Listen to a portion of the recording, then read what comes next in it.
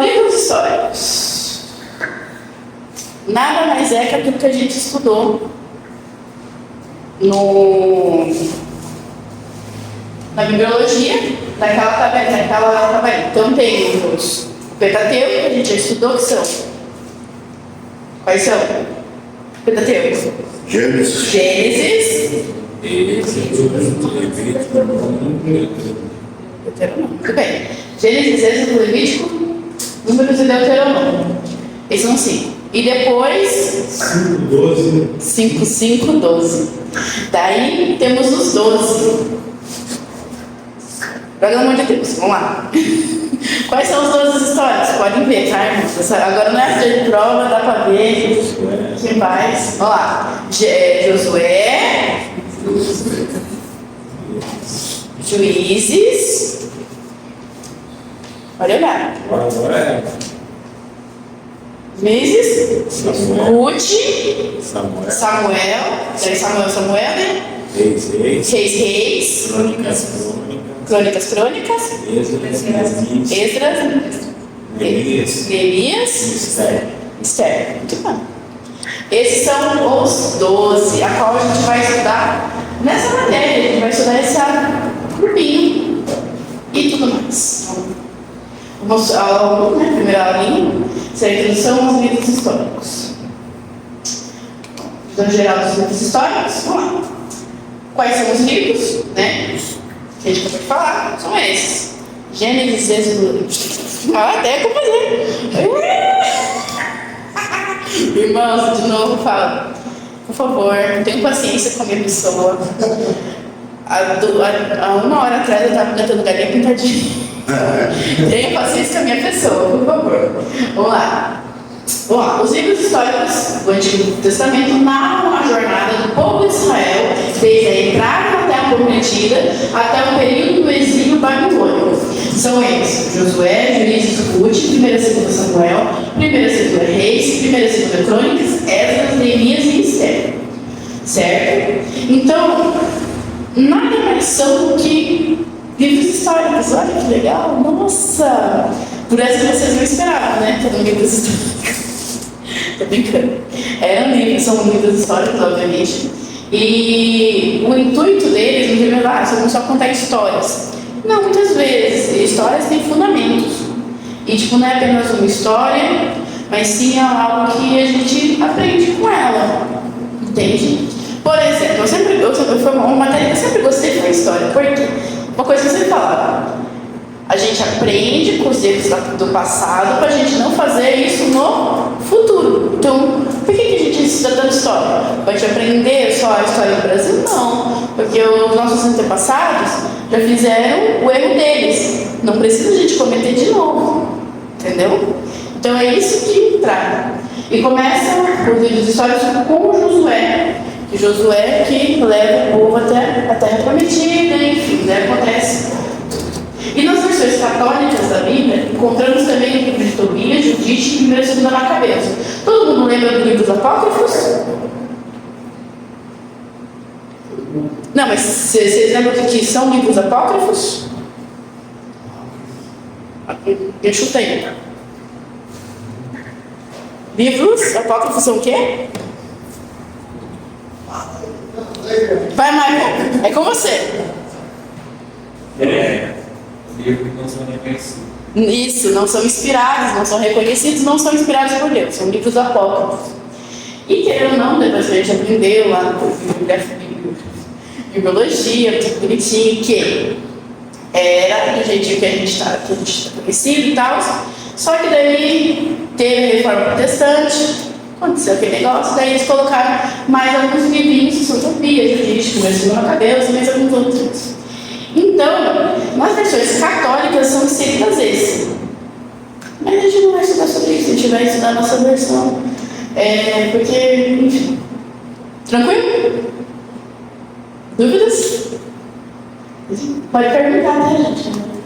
Mas eu tô assim. Vamos lá. Onde se encaixa? Ele segue no Pentateuco, os 5 primeiros livros da Bíblia, e prossegue nos livros poéticos e proféticos. Então, é aquela tabela. Primeiro vai ser Pentateuco, depois livros históricos, depois livros poéticos, Daí vem os proféticos, enfim. Daí eles se encaixam naquela tabelinha que a gente viu, bonitinha. Que vocês ficaram tão familiarizados que, nossa, não preciso nem falar nada, né? A tabela traumatizou vocês. Vamos lá. O período que foi escrito abrange um período aproximadamente de 1000 anos, desde a conquista de Canaã por Josué, a cerca de 1400 a.C., até o retorno do exílio na Babilônica, cerca de 539 a.C. Esse foi o período que está sendo descrito, está sendo falado. A gente vê muito, tipo, Salmos, a gente vê a história do quê? Rei Davi. Mais os reis, Salomão, a divisão dos povos, o exílio babilônico. Então a gente vai passar por todo esse trâmite nessa matéria. Temas centrais que vai falar. A aliança, ou seja, a relação entre Deus e Israel, baseada em promessas e obrigações mútuas. É um fio condutor que atravessa todos os livros históricos. É aquilo, né, gente? Não sei se vocês lembram no começo, quando eu estava comentando sobre a pequena estrutura básica do Antigo Testamento e do Novo Testamento da Bíblia, que eu falei que quando teve a conquista babilônica, muitos pensaram que a glória de Deus tinha acabado, a aliança tinha sido perdida. Mas então veio. Quem que veio, meu pastor?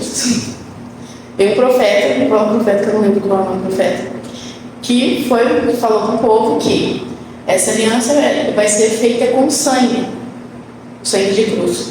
Então, quando falamos em aliança, muito foi dado no Antigo Testamento como alianças materiais, a Arca da Aliança e tudo mais. E, gente, não pense que é errado. A Arca da Aliança é muito certa, é a presença de Deus. Mas aquilo não é apenas isso, nada mais é que depois o tempo se rasgou, porque não há mais aquele ritual que apenas o sumo sacerdote poderá entrar no Santo dos Santos e não pode ir para uma vez no ano, para então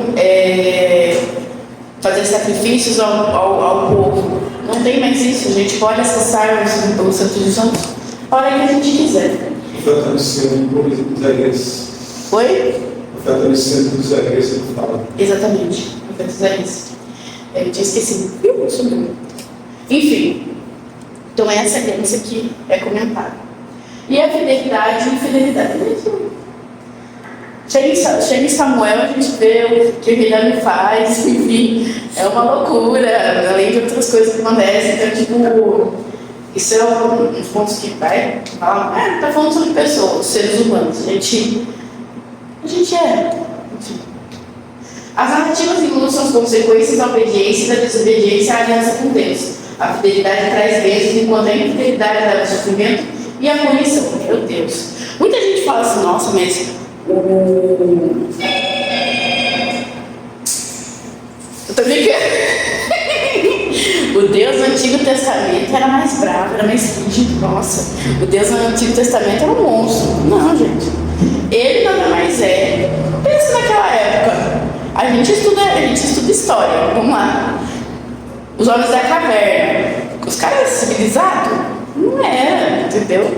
Então, tipo assim, imagina aqueles homens daquela época, as pessoas daquela época.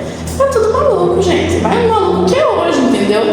Então, tipo, era uma doideira. Então, tipo assim, Deus tinha que bater logo com o cara. Não era nem assim, entendeu?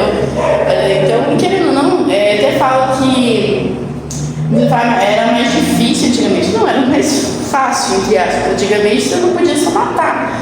Hoje, se você ficar irado com seu irmão, você já tá matando por dentro.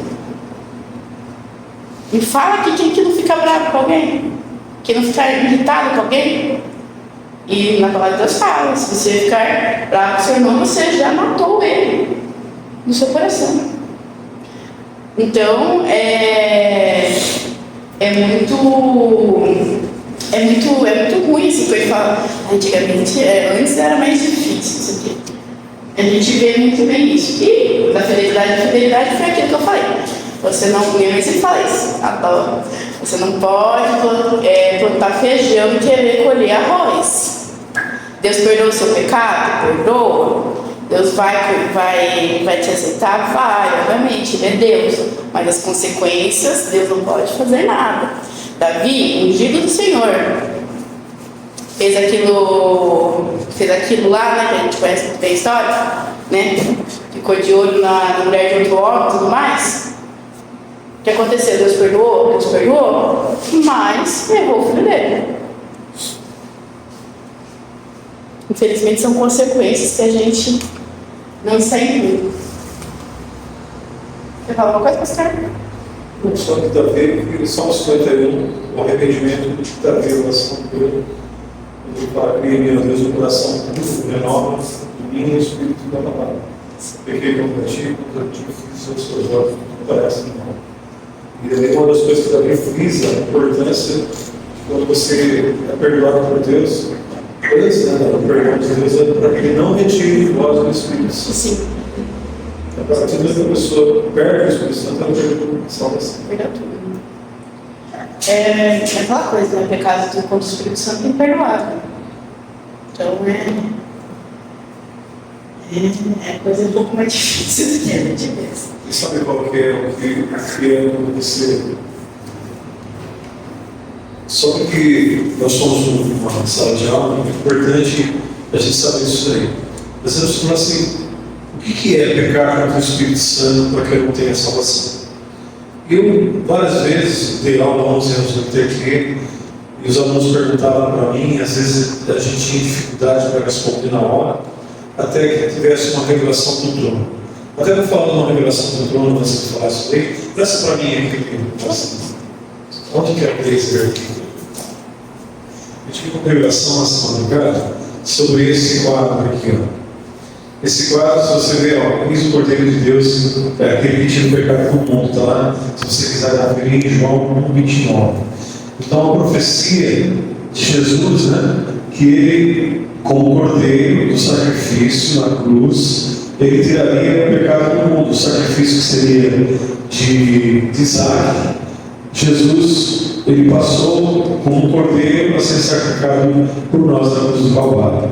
Só que hoje, a igreja tem que entender, é importante isso, nós que somos um povo pentecostal, povo que crê em línguas estranhas, que busca o batismo do Espírito Santo, que busca o dom da cura, da libertação, que a gente já não deve mais olhar para o cordeiro do sacrifício, porque esse cordeiro já foi sacrificado na cruz. A partir do momento que o cordeiro foi sacrificado na cruz do Calvário, olha quem está atrás aqui, ressuscitou. É a força, o poder do leão, da tribo de Israel, da tribo de Judá, aquele que venceu e o problema. Olha a revelação desse cartaz aqui. Que benção. Você já tinha pensado nisso? Interessante, né? A gente olha para o cordeiro, a cruz. Mas a cruz, o cordeiro ele já se sacrificou e agora ele é um leão de Judá. Nosso leão, a qual nós queremos. Agora eu preciso falar o que eu ia falar. Eu esqueci do Espírito Santo. Às vezes a pessoa pergunta assim: o que é blasfemar contra o Espírito Santo, não aceitar o Espírito Santo? E eu orava muito para que eu não cometesse nenhum tipo de erro nessa questão, porque senão a gente consegue julgar a pessoa em vida. Eu já fui orar com algumas pessoas em algumas casas, e a pessoa fala assim: não, ora para mim porque eu não tenho salvação mais. Eu falo: como assim? Orar para você que você já não tem salvação? Então, em uma outra igreja que ela estava, ali foi ensinada dessa forma, ela acreditou naquela forma, e ela já nem ia na igreja mais, porque achava que não tinha salvação mais. E a Bíblia fala que enquanto a vida há esperança, não importa o que a pessoa fez. O negligenciar o batismo do Espírito Santo é justamente isso. É quando a pessoa não aceita mais a sua salvação. Estão entendendo? Quem está entendendo? Quando a pessoa chega e fala assim: eu não aceito mais a salvação. Eu não aceito mais. Porque eu tento acertar, eu erro. Eu tento acertar, eu erro. Eu tento acertar de novo, eu erro de novo. O apóstolo Paulo ele dizia que ele fala: aquilo que eu não quero fazer, eu faço. eu faço muito bem. Aquilo que eu quero, eu consigo fazer. E Deus fala o que para Paulo? Paulo, a minha graça te basta, porque o meu poder se aperfeiçoa na sua fraqueza. Então, quando você reconhece que precisa se acertar com Deus, já é o primeiro passo que você está dando para Ele. Você está entendendo? Agora, a partir do momento que nem hoje eu fui no hospital, fazer uma visita no hospital com o pastor Toninho, e no carro o pastor Toninho falou: quantos anos tem o jovem, não? O que se matou? Eu não sei a idade dele, não é novo. Olha, eu vou falar que eu não sei a idade dele. O japonês, Ele funcionário da Água de Votorantim. aqui da Água de Votorantim teve uma crise matrimonial, né? Na casa dele. A esposa perdeu o filho, começou a culpar ele, e os outros detalhes ele pegou, O que ele fez? Ele se matou. voltou a jubilar. Tá? Então, a rejeição do Espírito Santo é justamente isso. A pessoa tira a própria vida, a pessoa não aceita mais o perdão de Deus, porque acha que Deus não vai perdoar mais ela. E é isso que é o crime, né? O crime maior contra o Espírito Santo. O Espírito Santo é aquele que nos dá vida, que tem mudança, aquele que nos chama toda hora ao arrependimento. Eu estava conversando com o pastor Carlos lá fora. O pastor Carlos disse: se nós fôssemos tão santos, né, nós estaríamos lá no céu. Nós estaríamos arrebatados como o irmão que foi, como o pastor acabou de falar aqui. Então nós estamos buscando todo dia a nossa santificação, a nossa santidade. Amém? Então, bracionar contra o Espírito é não aceitar a sua salvação, é cometer um pecado, assim, de falar: não sou salvo mais, então já que eu não sou salvo mais, quer dizer alguma coisa? Salvo mesmo? Vou sair do mundo afora e fazer o que der na minha cabeça. Vai morrer e vai para o inferno. Certo? Só para não tomar muito tempo da sua aula, bem rapidinho, eu lembrei uma coisa aqui. Qual o tamanho do pecado de Pedro e qual o tamanho do pecado de Judas? Como assim, pastor Carlos? O que Judas fez? Judas traiu Jesus com 30 moedas de prata, preço de um escravo na época. E Pedro negou Jesus. Se a gente falar de pecado, os dois são pecados, os dois são pecados. Mas qual a diferença de Pedro e qual a diferença de Judas? Quem sabe dizer? Pedro voltou e se arrependeu. Pedro se arrependeu. E sabe quando Pedro se arrepende? Quando Jesus fala pela terceira vez para ele. Primeiro Jesus fala assim: vamos falar, posso falar o seu nome? Rodrigo, tu me amas. E Jesus sabe o que o Rodrigo fez. E o Rodrigo vai falar assim: tu sabes que sim, Senhor. Então apacenta minhas ovelhas. Aí de novo Jesus faz a mesma pergunta para Pedro: Rodrigo, você me ama? Senhor, eu te amo, tu sabes que sim. Então vai lá, apacenta, seja o meu pastor, apacenta minhas ovelhas. Pela terceira vez, e aí já quebranta o coração de Pedro. Naquele momento ele confronta o pecado de Pedro. Pedro, tu me amas? E aí Pedro desmonta, chorando, acredito eu, que sabes que sim, Deus. Então vai lá e apacenta a minhas ovelhas. Quantas vezes Pedro negou Jesus? Quantas vezes Jesus perguntou se Pedro amava? Vocês estão entendendo? Se Judas não se enforcasse, não se matasse, talvez não precisava sortear Matias para ficar no lugar dos 12 discípulos. Judas estaria como evangelista também, como fechado como 12. Amém? Enquanto a vida há esperança. Desculpa tomar sua aula. Você não, semana que vem você toma a minha também. Que nada, gente. Então, é isso aí. Vamos lá. O reino de Deus. A história de Israel é vista como um palco onde o reino de Deus se manifesta, com seus altos e baixos, apontando para o reinado final e eterno de Deus. Eu quero dar um toque aqui então do reinado de Deus. Quem aqui já assistiu ou está pretendendo assistir? Se você está pretendendo assistir, cara, você dá 10 na próxima prova. The Chosen. Os Escolhidos. Pastor. Ok? Assistiu o quê? The Chosen, ou Os Escolhidos. É uma série, né? É uma série. Gente, eu vou falar de novo. Essa série, ela é top demais. Essa série é fora de série. É fora de série. Cara, ela... Olha, eu tô fazendo um merchan da série. Essa série trata de um assunto tão profundo como Jesus e tudo mais, e de uma forma tão simplória, mas ao mesmo tempo tão real. Sério, os caras que fizeram essa série, eu vejo um documentário.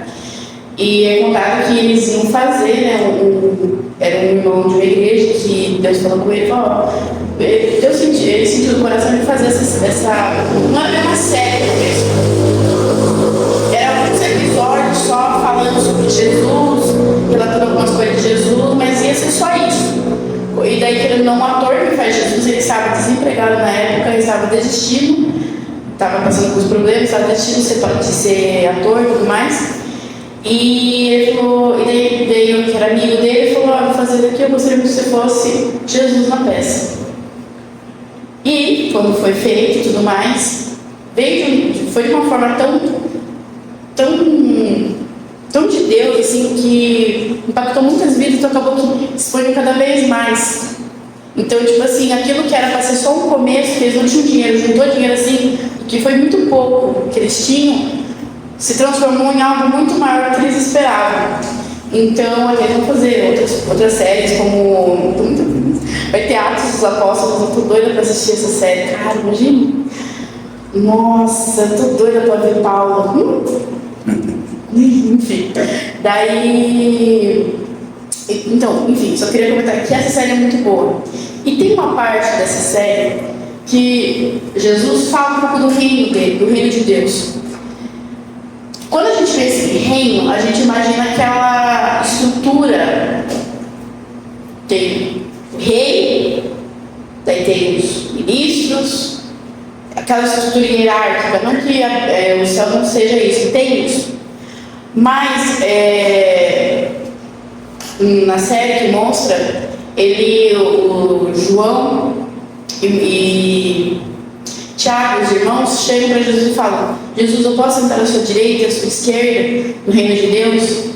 E Deus fica super bravo com isso, Jesus fica super bravo porque você não sabe o que está me pedindo. Você consegue tomar o meu cálice, aquilo que eu estou bebendo? Então, a gente imagina que ele fala assim: você está imaginando de uma forma terrena, coisas terrenas. E é muito diferente daquilo que eu estou entregando, o meu reino é diferente deste mundo. Este mundo é mau, então não compare o meu reino com o reino daqui. E aquilo me pegou muito porque realmente quando a gente imagina no reino de Deus, a gente imagina muito como já passou vários reinos aqui, como contada a história e tudo mais. E não vai ser desse jeito, a gente não sei como que vai ser. Espero lá para ver. Espero que vocês estejam comigo também para lá ver, vamos vocês vão ver. Mas é muito diferente porque os últimos serão os primeiros. E os primeiros serão os últimos. Não é aquela coisa de eu cheguei primeiro, eu vou conseguir antes. Então é muito. Então é essa reflexão que eu gostaria de colocar no coração de vocês. Certo? E assistam The Chosen, é muito bom. O propósito dos livros históricos, o porquê que escreveram, né? A história e fé entrelaçadas. Os livros históricos não são meros registros de eventos passados, mas interpretações teológicas da história. Eles buscam mostrar como Deus agiu na história de Israel para cumprir seus propósitos. É Deus, né? Tipo assim, eu falo que tudo cooperou, até o pastor falou sobre Judas, né? E às vezes a gente fala assim, pô, Judas traiu Jesus, que isso, cara? Por que ele traiu Jesus? Pô, o cara era maluco, cara. Se ele não entrega a Jesus, talvez Jesus não fosse, né? não fosse para a cruz e tudo mais, ou talvez não fosse outro jeito, porque Deus é Deus e os propósitos são os mesmos. E não salvação da humanidade. Então, foi talvez um propósito de Deus para nos ensinar a nós sobre alguma coisa, como também Pedro também negou Jesus 3 vezes, mas também para nos ensinar sobre o perdão de Deus. Então, é isso que eu falo. Tudo que acontece na nossa vida, nada é por acaso. E ele fala assim, nossa, por que eu fiz isso? Mas nada é por acaso. Tudo tem um propósito que talvez a gente não entenda agora.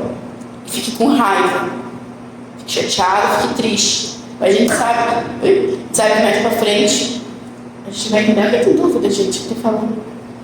Bastante. Tranquilo? Ensinar e exortar. Os autores dos livros históricos usam as narrativas para ensinar lições sobre a fé, a obediência e a importância de confiar em Deus.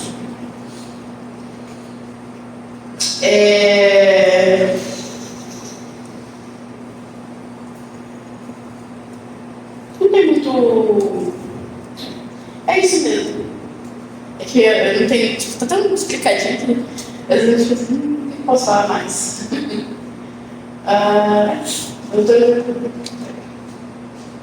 Preservar a memória.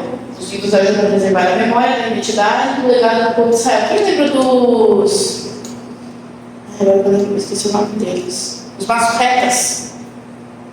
Olha, agora eu peguei você no coração, os maçorretas. O nome é muito estranho, né? Quem lembra? Que eu falei? Como que é? Maçorretas. Os escribas judaicos. Quem lembra? Que eu falei que cada um tinha um. Eu falei do nome de Deus. Enfim. Essa preservação da memória, tanto a preservação da história, né, a história dos judeus, a história de Israel, mas também a preservação da Bíblia. Então, os maçorretas são escribas que copiavam a palavra de Deus. Eles sabem que a escrita hebraica é muito diferente da nossa escrita, que é tipo desenhada, né?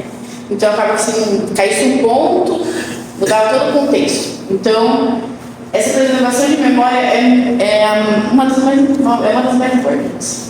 Bom, tem alguns pontos adicionais. É importante lembrar que os livros históricos foram escritos de uma perspectiva teológica e não necessariamente seguem os padrões da historiografia moderna.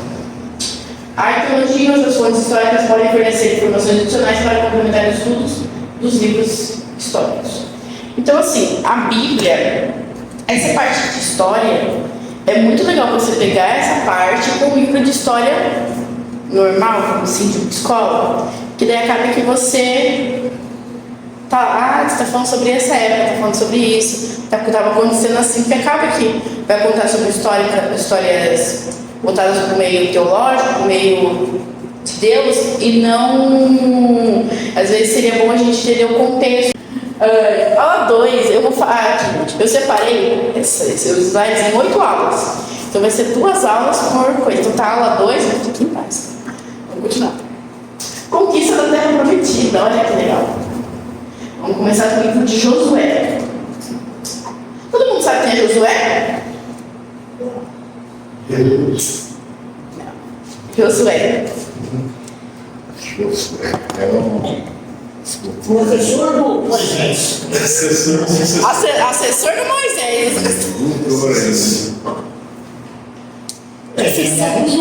Andavam juntos. Ele foi vamos assim, era o vice de Moisés. Moisés bateu as botas. É o Zé do Carlos Brasil. É o Zé do Carlos Brasil.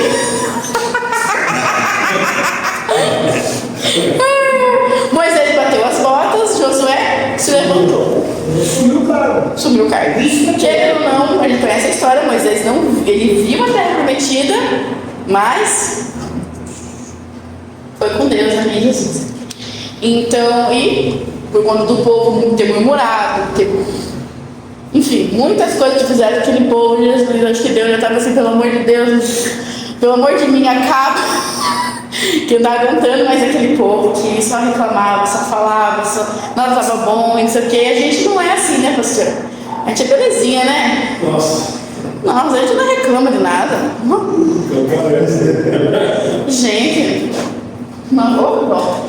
Então levanta Josué, né? Então daí acaba que Deus fala, ó, essa geração não vai entrar na terra prometida, apenas a segunda geração.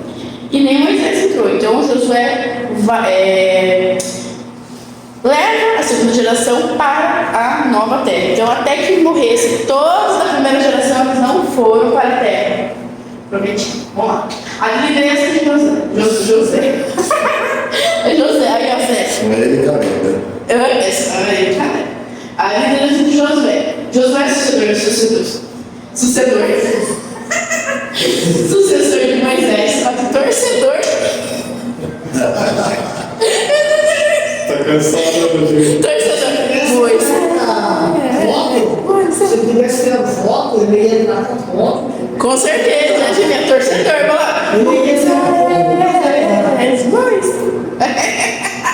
Não, sim, velho. Eu que não tinha foto naquela época, mas foi uma boa ideia. Falava saúde pra ele. Oi?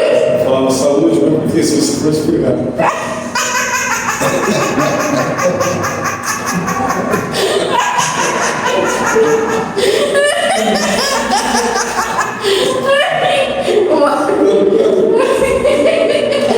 Eu não posso acreditar nisso. Josué foi o sucessor, o torcedor de Moisés. Ele lidera o povo de Israel para a conquista da terra prometida. E sua liderança é marcada pela obediência de Deus e pela coragem em enfrentar os desafios. Certo. Conquista de Canaã.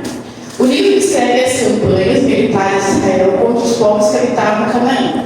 A conquista é vista como um ato de Deus que cumpre sua promessa de dar a terra a Israel. A conquista da cidade de Jericó é um dos eventos mais importantes e emblemáticos do livro.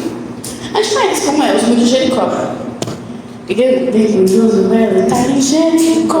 O que é Jericó? O que é Jericó? Adoro música. Você com a garganta e tanto rir. O que acontece? Na parte dos muros de Jericó, eles fizeram, né? Marcharam por 7 dias e no 7º dia eles marcharam por 7 vezes. E tocando trombeta, e cantando, tamborim, e indo e marchando. Esse é um evento muito interessante, porque depois do 7º dia, da 7ª volta, os muros caíram do nada. Do nada não. Então é muito bonito ver essa história. E nisso daí, lembra muito, eu lembro do Apocalipse. Sabe quando eu falei que os livros eles estão interligados? A gente fala assim, nossa, eu leio o Apocalipse e não entendo nada. Eu não entendo nada. Eu leio todo o resto da Bíblia. Que é literalmente, tipo assim, é o final. É tudo que vai estar, tudo que você não está entendendo, nada mais é que está explicado em outros livros. E a gente vê muito da parte de Josué por quê? São 7 trombetas. 7 dias. Na 7ª trombeta, temos o quê? Não? É isso mesmo. Errei! Nossa, que legal! Vamos para que eu tô dormindo? São 7 selos. Ó, são 7 selos, 7 dias. O 7º selo tem as 7 trombetas. E no último dia, o 7º dia, tinha as 7 voltas. Olha como que é legal. Olha como é interessante a ligação. Eu adoro essas coisas. Tem uma coisa interessante, o contexto de Jericó e é o mesmo contexto de Nínive. Sim. E o que acontecia? Às vezes quando você lê na Bíblia, você fala assim, mas por que Deus permitiu que matassem todos ali, né? Porque tanto Jericó como Nínive, eles tinham um diferencial. Só que Nínive se converte quando Jonas vai lá pregar para ele. Mas Jericó ainda não. Jericó, dentro das muralhas dele, toda vez que eles pegavam ali um forasteiro ou um prisioneiro de guerra, eles colocavam em praça pública e eles começavam a arrancar os olhos da pessoa, eles abriam a pessoa em vida e começavam a arrancar as vísceras e passar pelo corpo em ritual, assim como que uma transe satânica mesmo. Então eles eram muito ruins, ao ponto de que Deus, quando ele destrói Jericó, ele fala para Josué: não permita, não sai nem os animais, até os animais ali são puros, não sobra nada. Então às vezes a gente se assusta com isso, que Deus não poupou ninguém. É porque o satanismo estava tão grande ali naquele lugar, tão grande que não tinha mais o que fazer. Isso, galera. Então, isso aí que você falou é muito interessante para voltar. Acho que eu já falei isso, não, se eu repetir, desculpa, gente. Às vezes eu repito muita coisa porque eu acho que eu acho que eu falei, não falei. Que eu falei da FUNAI, dos missionários. Falou. Falei? Mas acho que tem gente que não ouviu. Não. Então, rapidão, prometo que vai ser rápido. O pastor falou das vísceras, eu lembrei. A FUNAI é uma instituição aqui no Brasil que eles protegem os indígenas, os povos originários.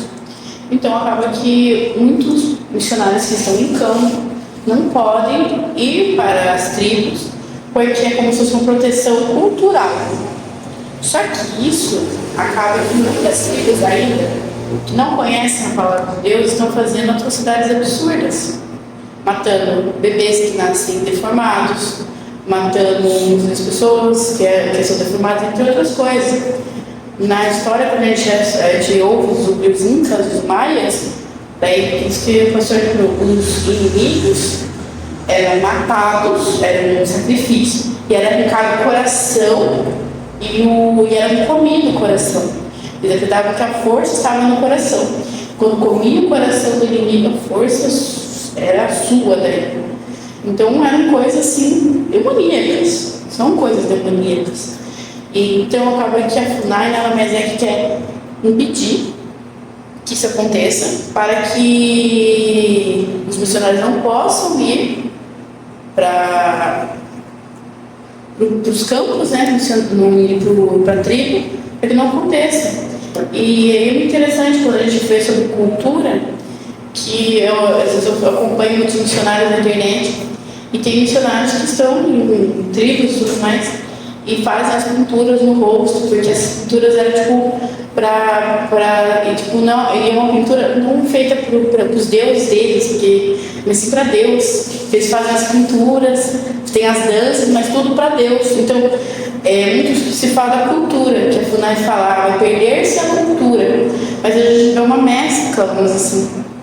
Eles não perderam a cultura está lá, as danças, as pinturas, a língua, mas o que está perdendo mesmo é essa atrocidade que eles estão fazendo. Então, foi exatamente isso que aconteceu com o Canaã. Antigamente não tinha coisa missionária, como eu falei, o povo também era bruto, né? Bom, a divisão da terra. Após a conquista, a terra é dividida entre 12 tribos de Israel. Quem lembra das 12 tribos? Eu. Quem que lembra? Dos filhos lá? Olha que legal. Filhos de quem?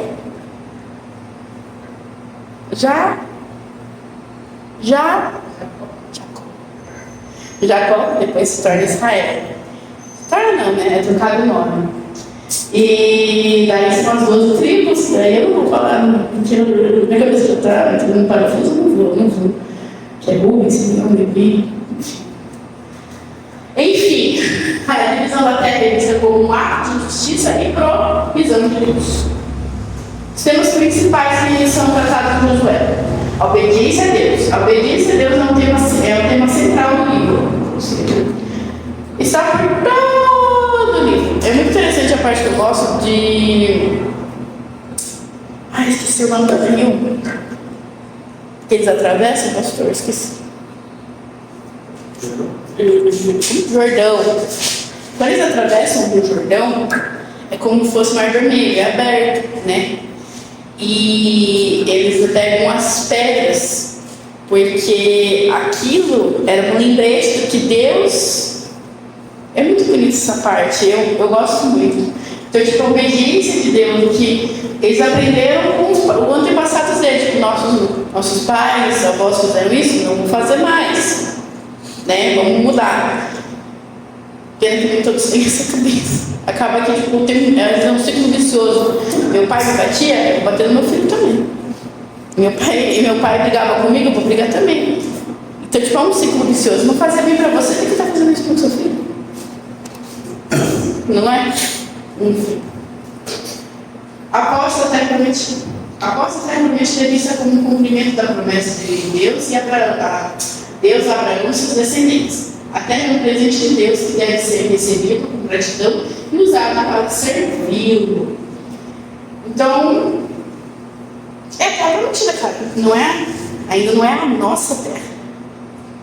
Meu Deus, que somos estrangeiros desse mundo, mas era onde Deus queria, desde o início, era para onde ia estar. Era a terra que foi prometida a Abraão, que daí a gente conhece a história, então eles foram para o Egito, e Deus nada mais que trouxe eles de volta para o estado oficial, que é a terra. Que foi prometida a Abraão. Vamos lá. As batalhas. O livro de Josué descreve várias batalhas que são vistas como parte do plano de Deus para dar a terra a Israel. As batalhas são um lembrete de que a vitória vem de Deus e não da força humana. Quem lembra de Gideão e os 300? Essa história para mim é importante. A importância da fé, a importância da fé. A fé do povo de Israel foi um fator decisivo para a vitória sobre os habitantes de Canaã. A fidelidade de Deus ao livro. Oi? Ah, tá. O livro de Josué demonstra a fidelidade de Deus em cumprir suas promessas. É até tipo repetitivo falar, a gente tem que confiar em Deus, tem que ouvir Deus, tem que. A batalha dos 300 de Gideão é assim, uma conquista no mundo espiritual muito grande, porque em nenhum momento eles levam arma. Eles levam chofar. Chofar é um instrumento de guerra espiritual. Só para falar da batalha de Gideão. A batalha de Gideão, dos 300, Deus fala assim para eles, né? Vão cercar o vale e vocês vão levar o chofar. O chofar é um instrumento de guerra espiritual. Toda vez que o povo judeu ia para a batalha, os levitas tocavam no chofar. O chofar, inclusive, também está contido no livro de Josué, quando eles estão na última volta e eles tocam o chofar também. O chofar ele abre a última instância espiritual. E o chofar, no toque do chofar, ele tem algo que é clama a mim em grandes pulmões, como diz a palavra, é o clamor do Senhor. Então, é o chofar com o clamor. Eles levam um pote de barro e eles levam uma tocha de fogo. E eles vão fechar todo o vale onde estavam os inimigos lá embaixo, durante a noite, na madrugada. E aí o primeiro ponto que eles têm que fazer é tocar o chofar. Então, eles vão clamar a Deus. O segundo ponto, eles vão quebrar o pote de barro. Imagine 300 pessoas quebrando o pote de barro, o barulho que faz. É um barulho assim imenso. E o terceiro, vai aparecer somente a tocha de fogo. Então, as três representações espirituais significam o clamor, que é o chofar, toca o chofar.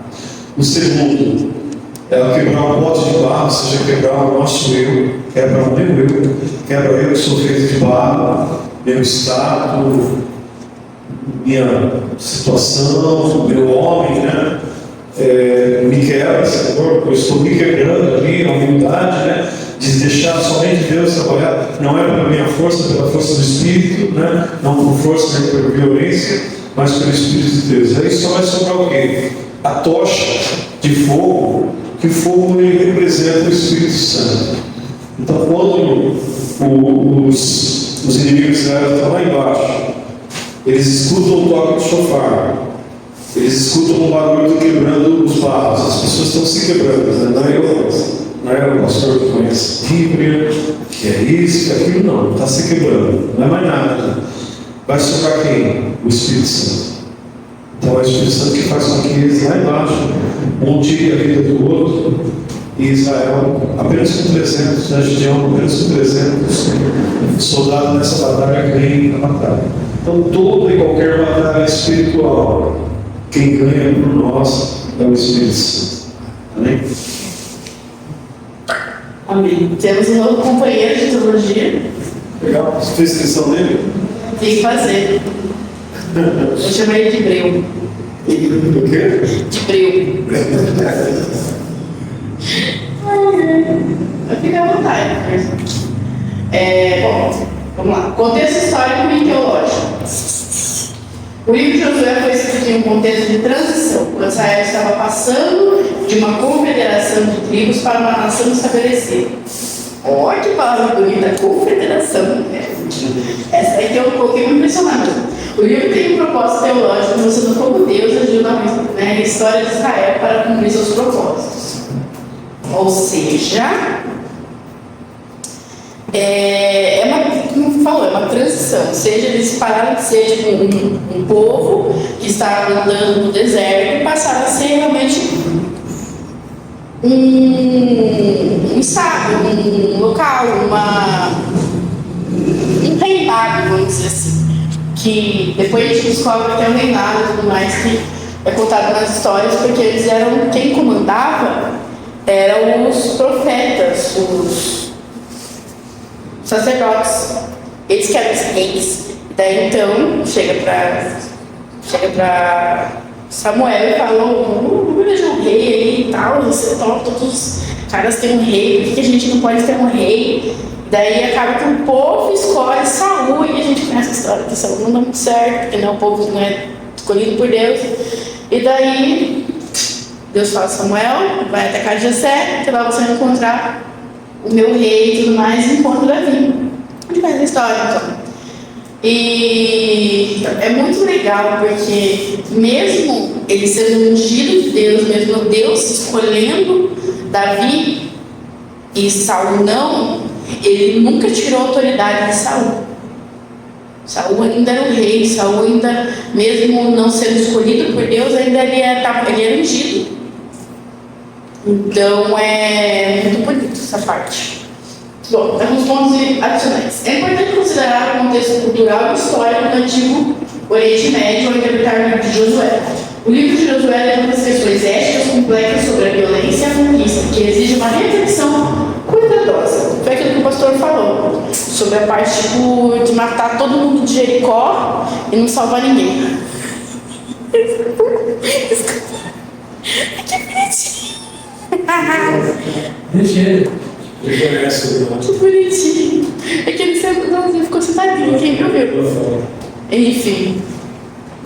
Me perdi, olha. Então, vamos falar isso. Como o pastor falou, da parte de matar todo mundo de Jericó, nossa, por que não deixou pelo menos os animais, poderia dar uma renda boa, né? Vender para algum povo e tal. Cara, se tá tomado o espaço, se algo está te fazendo mal, por que você vai querer vender para outra pessoa que está te fazendo mal? É a mesma coisa. É a mesma coisa de você ter uma imagem, assim, de algum deus, assim, satânico, até mesmo de satanismo e tal, e falar assim: pô, por que você não vendeu para mim e tal? Por que você jogou no rio? Por que você quebrou?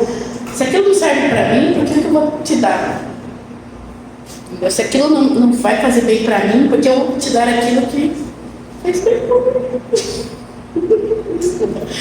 Então, É muito bom a gente ter essa visão também de que porque a gente tem isso, né? Ah, não está fazendo bem para mim, eu vou doar, eu vou vender. Mas se está fazendo bem, não tem necessidade. E a sala 3 eu vou deixar claro na semana que vem. Galera, tem uma dúvida? A gente tem um tempinho ainda. Uma dúvida seguinte, se eu não entendi nada nesse quesito. Só deu uma causa. Tá tranquilo aí? Espera. Manda abraço. Vou mandar. É que eu não completei todos os slides. Que eu fiz um documento separado que eu vou dar de aula, mas ainda não coloquei no slide. Então, ainda no meu slide vai estar incompleto. Então, por enquanto, eu não vou mandar. Mas logo eu mando. Beleza? Mas por enquanto, ainda não vou mandar. Mas se alguém tem alguma dúvida sobre algum ponto que foi falado, algum ponto que foi levantado, ou até mesmo, talvez fora da aula, talvez tipo, algo que aconteceu no dia a dia, que alguém perguntou, questionou e ficou martelando na cabeça. Todo mundo em paz? Pastor, vou falar alguma coisa? Vou falar alguma coisa? Não, perguntar para as pessoas. Nada? Tá todo mundo abençoado, né? Depois da prova, tá todo mundo quietinho, né? Ai, bom.